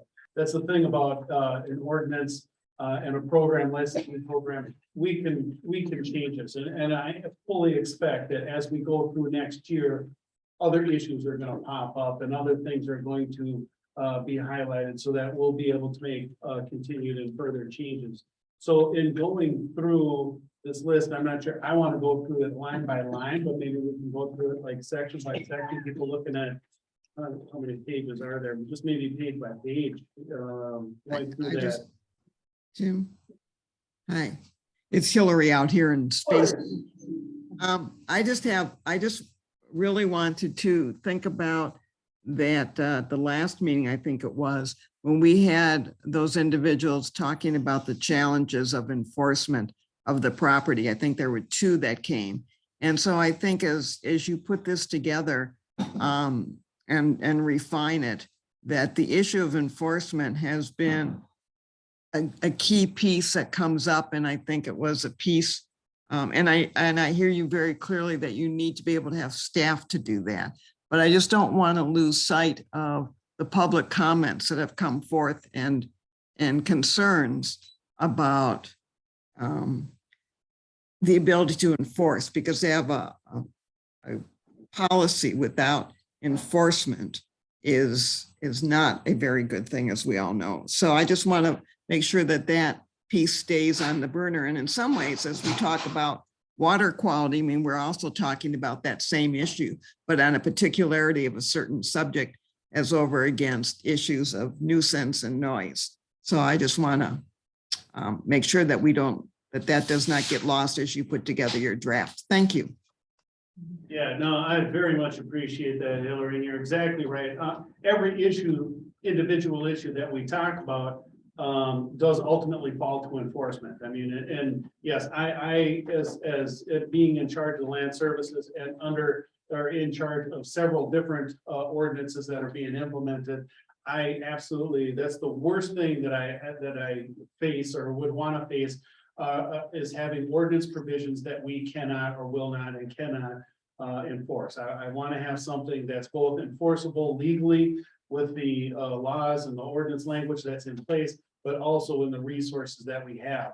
Understanding, of course, that we are a smaller community, our economies of scale don't really work out with the size of the county that we have, the numbers of population and the funds that we have available to us.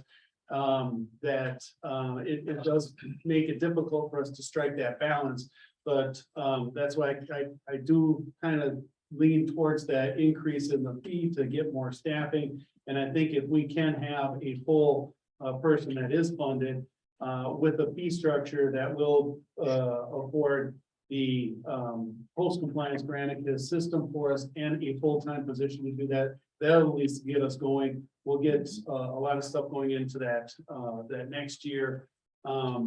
And, yeah, I can't talk enough, and I know it was Emily, I believe it was, that wanted separate provision, and I think I did jot that in here in terms of having a separate process or a individualized process for permit or license revocation, that process identified. And that we can easily have that specifically identified, so. I just reinforce what Hillary's mentioned, because I'm sitting here trying to formulate how I would ask a question about noise, nuisance, behavior, bad actors. We've gotten pages of emotion that have come from disappointed neighbors. And I don't know how to handle that. We can do chemical analysis in a lab, but behavior is a lot less definable and more subjective. So the only thing I can think of, are we thinking that maybe each vacation rental property would have some kind of a brief and concise statement? You mentioned it earlier, Joseph, about water. Warnings and disclaimers.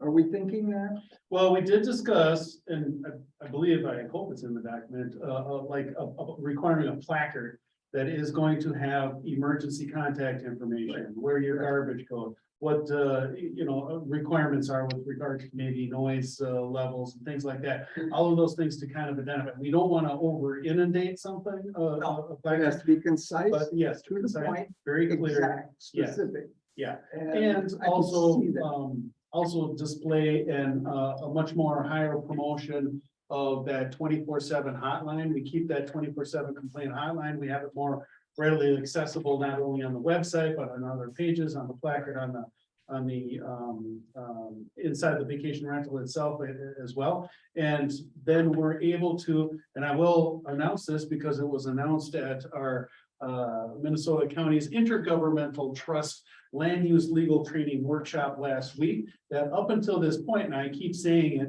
with deep regret and remorse, that we do not have administrative penalty order availability to us. To be able to just issue citations from it, everything from an ordinance violation standpoint is a misdemeanor, which makes it a little bit more difficult to run through the county attorney's process, only by virtue of the fact that, when you're dealing with drugs or your assaults or things like this, some of these may not rise to that level, and they're a lot more difficult to kind of document and enforce as well. Although hopefully with the. There's a higher standard. And there is a higher standard of proof, right, exactly, with the criminal as opposed to administrative. Now, it was announced at that legal land use seminar that we had last week, that the Minnesota State Legislature is contemplating adding administrative penalty authority to the land services types offices through the counties for us to be able to do that. So that would add a tool to our toolbox that we would be able to, especially if we have the addition of a full-time person, be able to have a much better flexibility in terms of dealing with those types of issues. And yes, with the promotion of the complaint line, if we get lists of complaints in, we can use those, catalog them. They come in, we get numbers of those calls that come in and they're identified. We got to talk to them about a real person again. I don't know who was saying that they weren't getting real people all the time, but just to make sure we get those and then we're able to react to them. So the primary and maybe only tools of enforcement would be to issue or revoke a license. No, we'd be able to, with this authority, we would actually be able to issue a But fine. that's in the future. Well, that's, well, yeah, they're looking at that this year. Right now, it is to revoke or to take through the misdemeanor process. And to a laundry list, all the do's and don'ts would be ridiculous, in my experience. But maybe something about code of conduct, something about, behavior or consideration of neighbors and that kind of thing. Yeah, Again, the only recourse is complaint line, then appeal process at different levels, and ultimately revoke a license. Al, Yes, that's not how it works. tell me. When I get notification of a call that's come in, and all the calls I've listened to had a live person on the other end, because they're asking questions and they're interacting with the caller. I call the person who complains and I find out what's the situation. Then I call the property owner and I report it to them. The first step is to call the property owner and have a conversation with them about this. You know, it's never had to go beyond that point. It is up to now, it hasn't. And there may be people that have had complaints that we don't hear about, you know, they're just upset because somebody's too noisy or somebody parked in their driveway. And it doesn't rise to the level of calling up post compliance or reporting it to us. So, I mean, if we don't know about it, we really can't act on it. Yeah. And that's where It that needs to be distinction. expressed. But these are the kind of issues that can really consume Yeah. a lot of staff time and energy. Yeah, and I do know and aware of at least one county, or at least it's a collective of counties, it's a community health board that actually has a good neighbor policy. They're required to have them posted. If you could only enforce a good neighbor policy, you know, you would hope that you would never need anything like that. But the virtue of having that APO ability to issue a citation or fine now would also require us to coordinate more with law enforcement center because people don't necessarily see that 24/7 hotline. And so they call the police on the complaints and such, and we may not hear about them or know about them. So we want to make sure that as we get that, we can have a way to get that coordinated and accumulated, so we have a basis for revocation. Just to bring this to closure, is it conceivable if we have a placard that there be some reference to behavioral exploitation? No. Human nature is, they may read it or they may not read it, but people who are not courteous to other people, it's just not gonna make any difference. Right. Okay, but that's not the issue now. And, you know, reading some of the violations that occurred in the county, repeat offenders, I mean, the next day.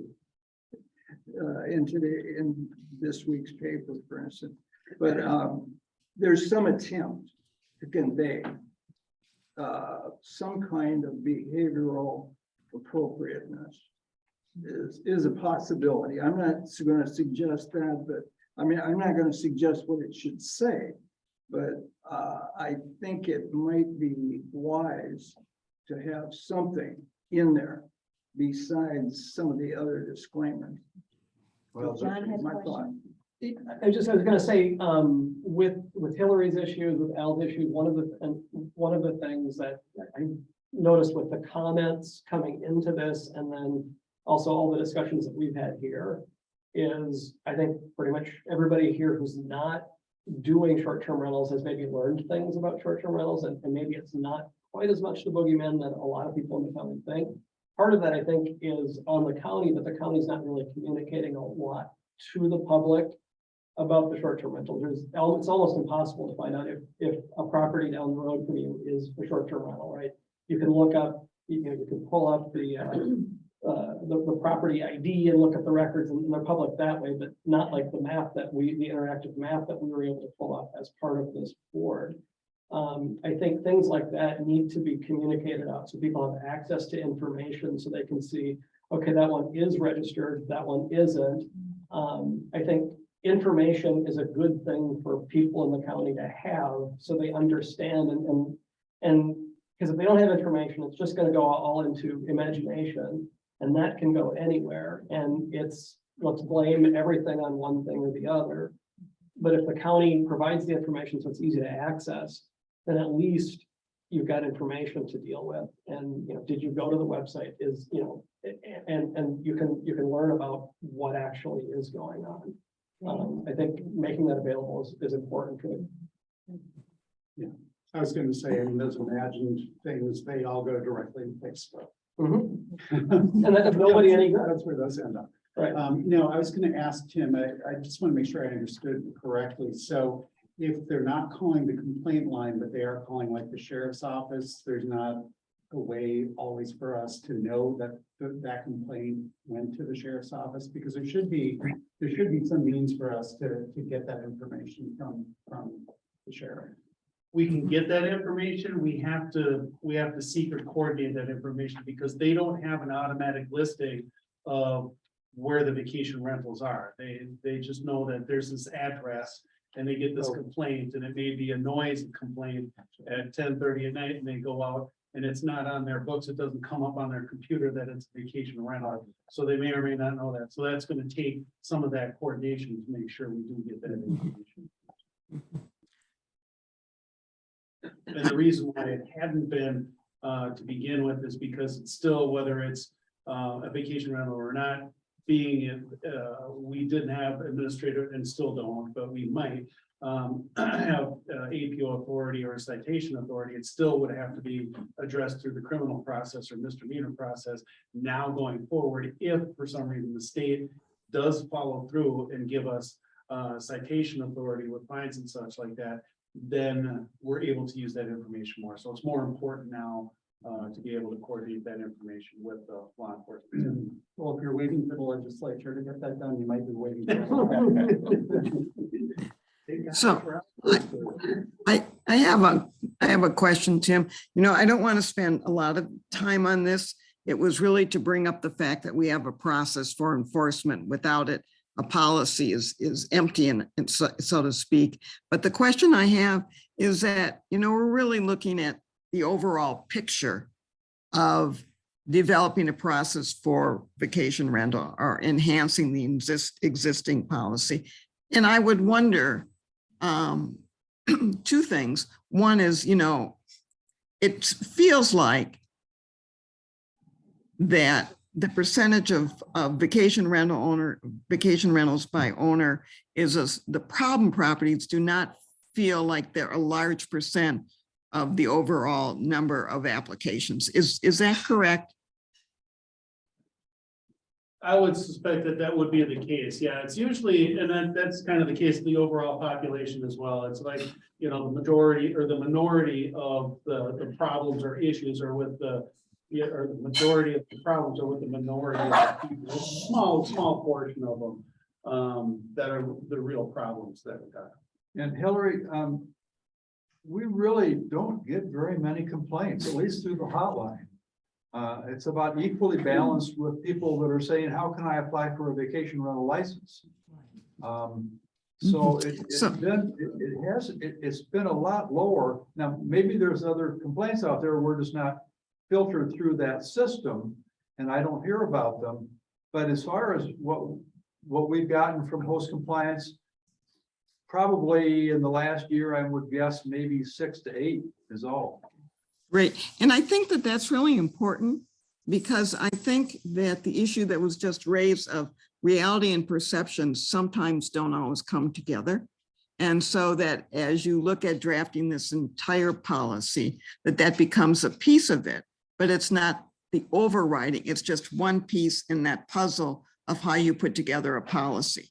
And I think, you know, that once it gets put together, I think it's really important to do some information, whether you do a presentation or actually even do something from Cook County Higher Ed. I remember years ago when Rhonda was with the paper, she did a presentation at Cook County Higher Ed after she went to Blandon. And so I just think that the more we can get the information out, because the perception is that, you know, they're overrunning the county and there's all these problems, and it's really not that way. And I think what you're doing is tweaking an existing policy to make it a more effective policy. Yeah, I would agree with you, Hillary. And I think, you know, we've kind of discussed as we've been going through just how to reach the public on that. And we have, there have been some of those, you know, radio interviews. There's articles in the paper. As we come to the end of this, I expect then that we're going to have more. As the rest of this process continues, it actually turns into the public hearing type process. So it becomes even more pronounced.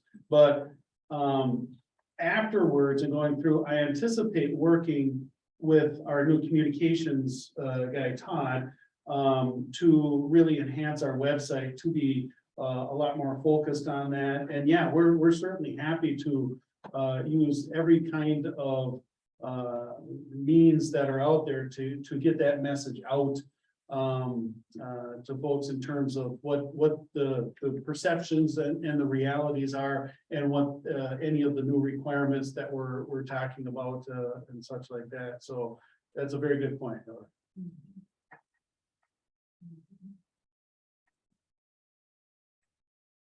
Okay.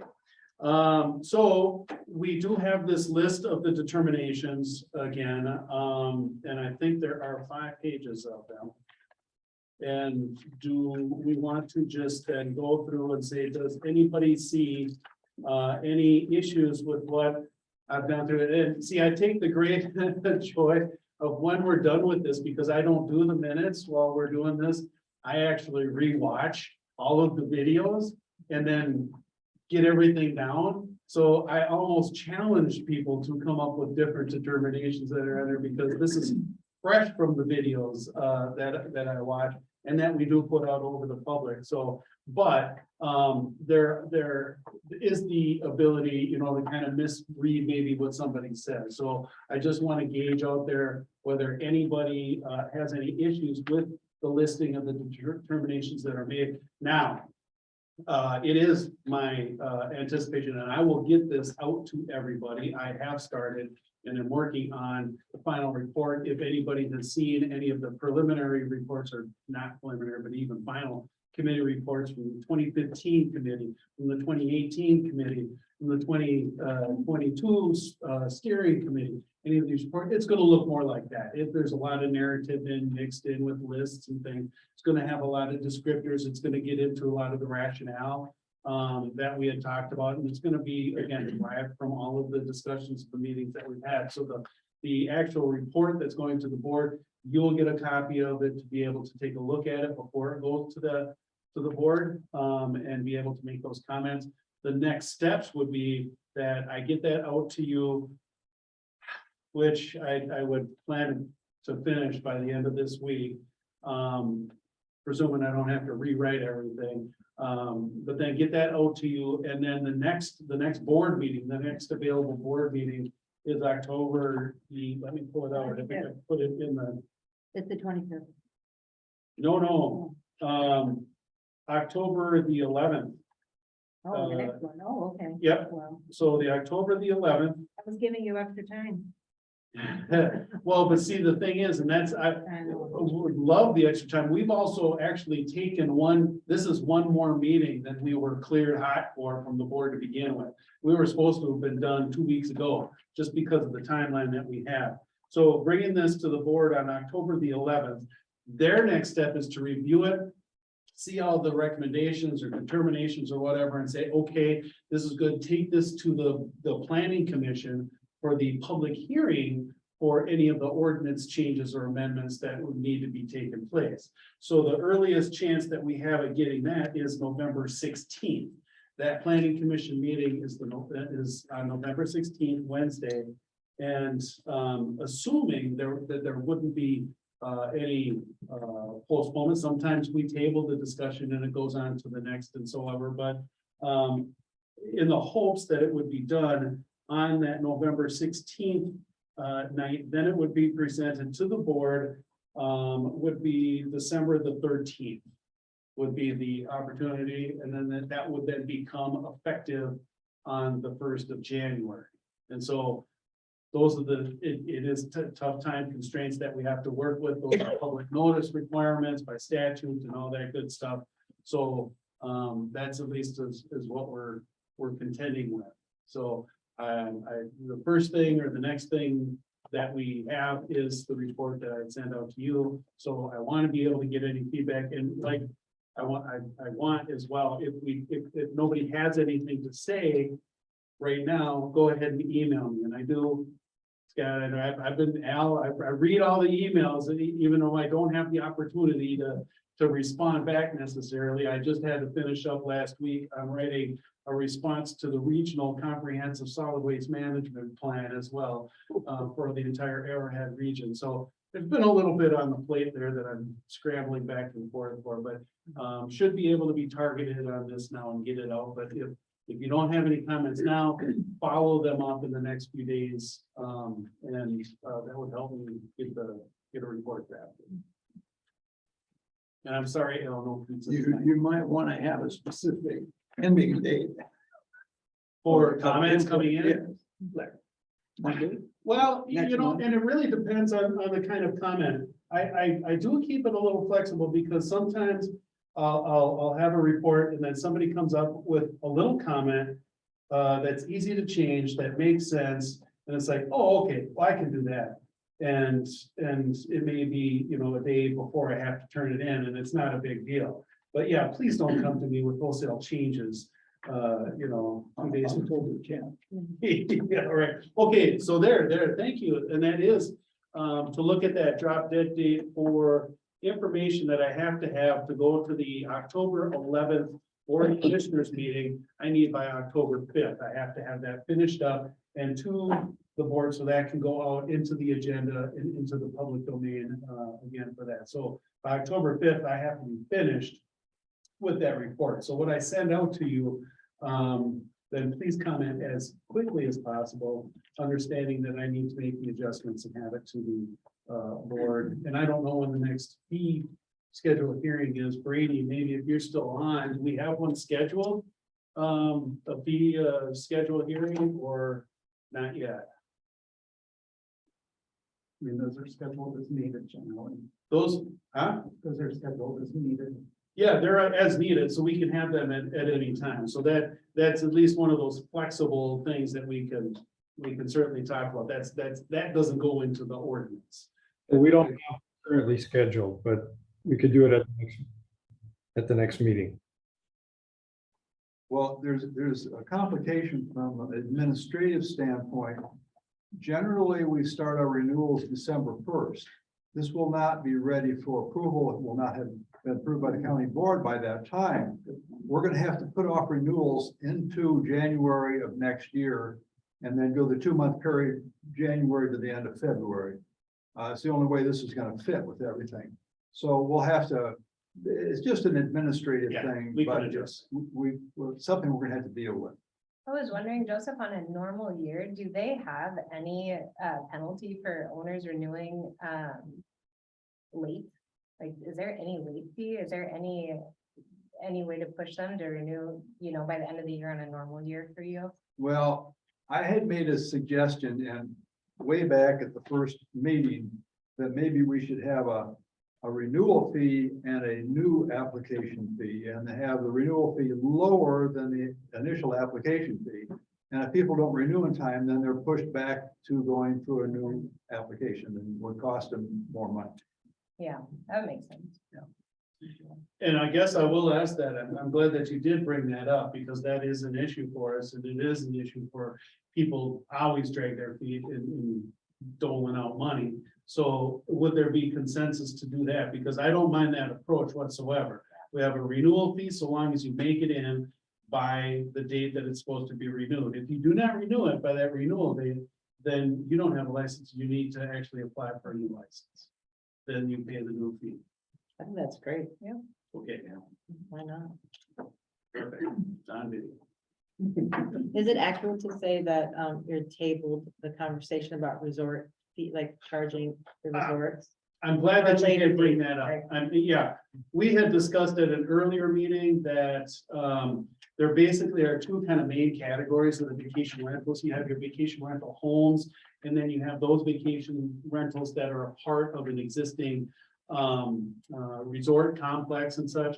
And we decided to kind of, let's deal with those differently or separately because those are two different issues. We're still going to be working with the resorts and developing individualized provisions for those that really don't really murk up the rest of the vacation rentals pools and be able to deal with those expressly. And when you talk about resorts, you're really talking specifically about resort HOAs, homeowner associations, so individual people own a unit.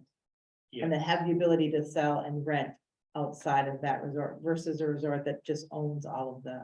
That is correct. Yeah, Yes, okay. yes. We were talking Great. about owner owned, self-managed or managed with there's different categories, but yeah, each individual unit is owned by an individual. They sometimes, like in Caribou Highlands in particular, and Emily knows well about this, they're managed individually by themselves, and that's where we talked about the reaction time.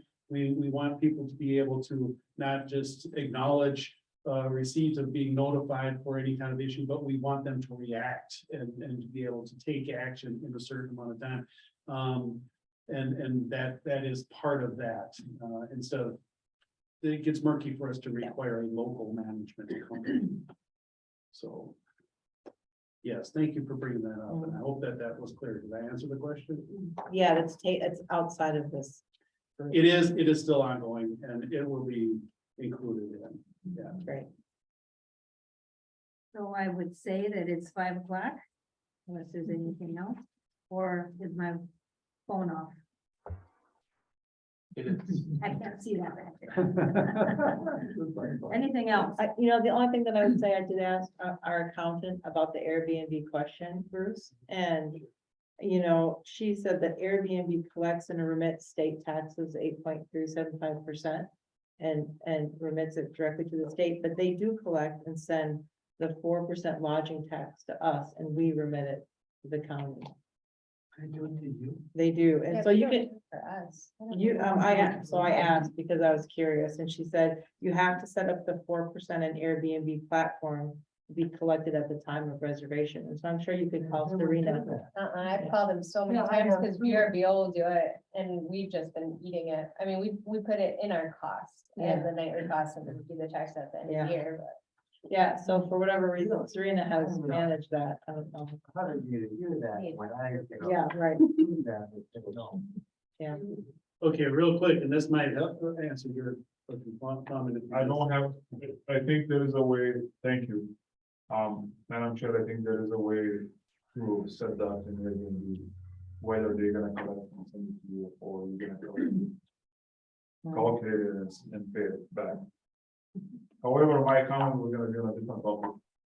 It was about the bad actors and the noise and the things like that. Platforms have gotten a long way since they first started operating. And they have a way to sort bad actors from the good renters. We have a way to review guests and post the public comment. And so that allows hosts themselves to alert the platforms.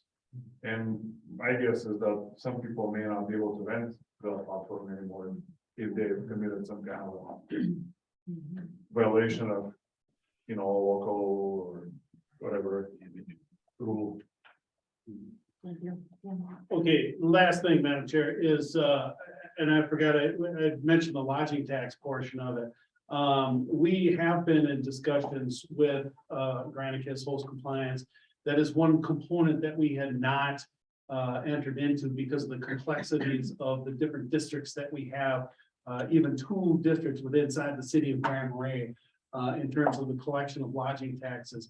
It appears through our discussions and through the improvements in their system that I think we will be moving ahead with the lodging tax remittance system through the host compliance stuff. So all that registration and stuff can be melded together instead of us having to work separately with host compliance or Granicus and then double checking with the auditor's office to see if the lodging taxes are paid. That'll all be kind of come back.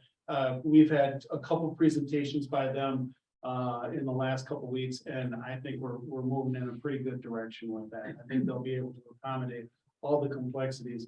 And it really is a lot more complex than I thought it would be with lodging taxes here in this county, but I think we're gonna be able to get it accommodated, so it'll be one comprehensive system. That's all. Sounds great. Okay, thank you, everyone. I learned a lot.